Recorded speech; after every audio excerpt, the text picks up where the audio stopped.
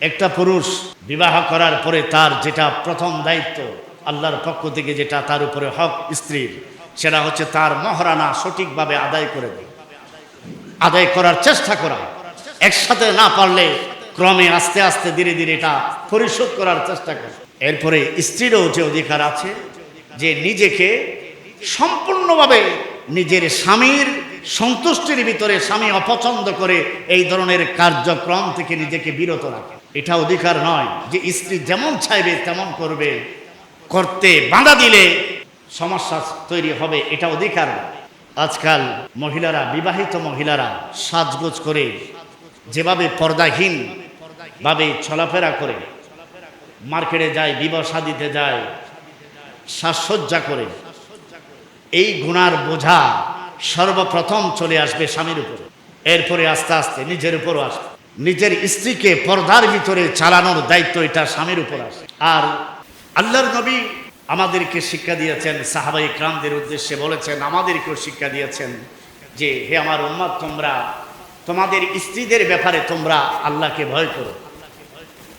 ইত্তাকুল্লাহ ফিন নিসা ফাইন্নাকুম আখাযতুমুহুন্না বিআমানাতিল্লাহ। তোমাদের স্ত্রীরা তোমাদের দাসী নয়, এরা আল্লাহর আমানত তোমাদের উপরে। তোমরা তাদেরকে হালাল করে নিয়েছো কালিমাতুল্লাহর মাধ্যমে, আল্লাহর কালিমা পড়ে তোমরা তাদেরকে হালাল করে নিয়েছো নিজেদের জন্য। তোমাদের কাছে তারা আল্লাহর আমানত, তারা তোমাদের দাসী নয়। তাই তাদের উপরে অন্যায়ভাবে কিছু করা যাবে না, জুলুম করা যাবে না, তাদের উপরে নির্যাতন করা যাবে না। তাদেরও মর্যাদা আছে, এই মর্যাদা আল্লাহর পক্ষ থেকে দেওয়া হয়েছে তাদের। যদি তারা শরীয়ত পরিপন্থী কোনো কাজে যদি লিপ্ত হয়, আল্লাহ রাব্বুল আলামিন সূরা নিসার মধ্যেও আয়াত নাজিল করেছে যে আগে তাদেরকে নসিহত করো, তাদেরকে বোঝাও। যদি বোঝানোর মধ্যে যদি শেষ হয়ে যায়, তাহলে এর বাইরে আর কিছু করার দরকার নাই। বোঝানোর পরেও যদি তারা ফিরে না আসে, তাহলে তাদেরকে হালকা প্রহার করো। এমনভাবে প্রহার করো না যাতে তাদের অঙ্গহানি হয়, রক্তাক্ত হয়ে যায়, সেটা নিষেধ করে দেওয়া হয়। এতেও যদি না হয়, তাহলে উভয় পক্ষে অভিভাবক দেখে একটা সমাধানের রাস্তা খুঁজো, সমাধান করার পর। আর তোমাদের উপরে তোমাদের স্ত্রীদের আরো দায়িত্ব আছে জীবন যাপনের ক্ষেত্রে, পারিবারিক জীবনে আরো কি দায়িত্ব, তাদেরকে যথাযথভাবে তাদের ভরণ পোষণ দেয়। ওয়ালাহুন্না আলাইকুম রিজকুহুন্না ওয়া কিসওয়াতুহুন্না বিল মারুফ। যেই পরিমাণ তাদের ভরণ পোষণ দেয়া দরকার, সেই পরিমাণ ভরণ পোষণ তাদেরকে দেয়া, এটা তোমাদের অধিকার, তোমাদের উপরে তাদের হক। একজন পুরুষ তার স্ত্রীর জন্য তার ভরণ পোষণের ক্ষেত্রে যা খরচ করে, স্ত্রীর জন্য যা খরচ করে, আল্লাহর নবী তাকে সবচেয়ে আফজল দান বলেছেন, সর্বশ্রেষ্ঠ দান বলেছেন।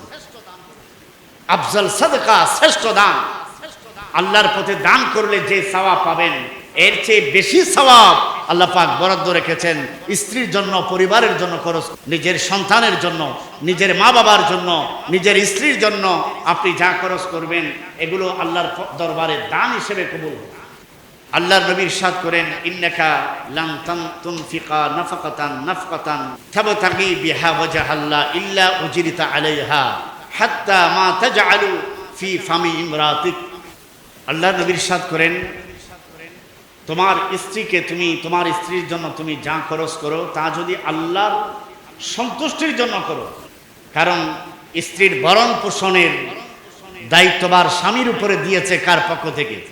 আল্লাহ এবং রাসূলের পক্ষ থেকে। এটা যদি আল্লাহ পাকের সন্তুষ্টির জন্য, যদি আল্লাহ নবী বলেন তুমি যদি এটা আদায় করে থাকো, তাহলে এর পূর্ণ প্রতিদান আল্লাহর পক্ষ থেকে তোমার জন্য রয়েছে, এর সওয়াব রয়েছে, পূর্ণ সওয়াব প্রতিদান আল্লাহর পক্ষ থেকে তোমার জন্য বরাদ্দ আছে। এমনকি তোমার স্ত্রীর মুখে যে খাবারের লোকমা দিচ্ছ, সেটার সওয়াবও তোমার জন্য আল্লাহর পক্ষ থেকে লিপিবদ্ধ করা হয়।